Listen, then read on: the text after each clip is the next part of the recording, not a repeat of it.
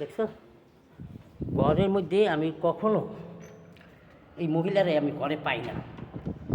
আমি যদি ধরেন যে একটুখানি বাথরুমে গেছি, অমনি হ্যাঁ বাথরুমের থেকে মানে আমি বাইরে দেখি উনি নাই, পোলা পাইন দিচ্ছে ছাদে। আর ওমা হ্যাঁ তো ছাদে দেখেন।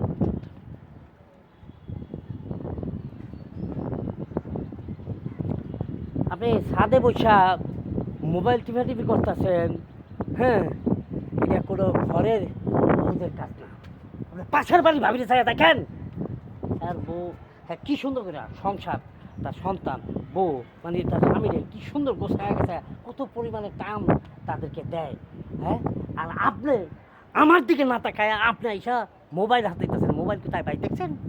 হ্যাঁ, এটা কোনো জীবন? দেখেন তো, যদি হইতে পারেন ওই ভাবির মতন হয়ে দেখায়েন। ওকে ঠিক আছে, আমি ভাবির মতন হই আপনাকে দেখাবো, ঠিক ওকে, আছে? আচ্ছা। ঠিক আছে।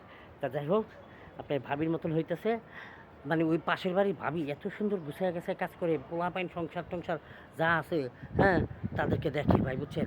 হ্যালো, জান কেমন আছো? জানকারা আচ্ছা, আমি ভালো আছি। হ্যাঁ, আরে বললো না ঠিক। হ্যাঁ, হ্যাঁ। হবে হবে না, তুমি কালকে আইসো।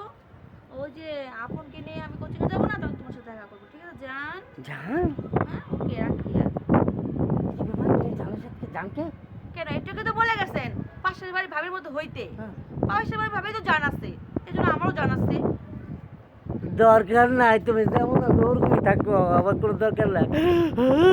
আর একটু বলে আছে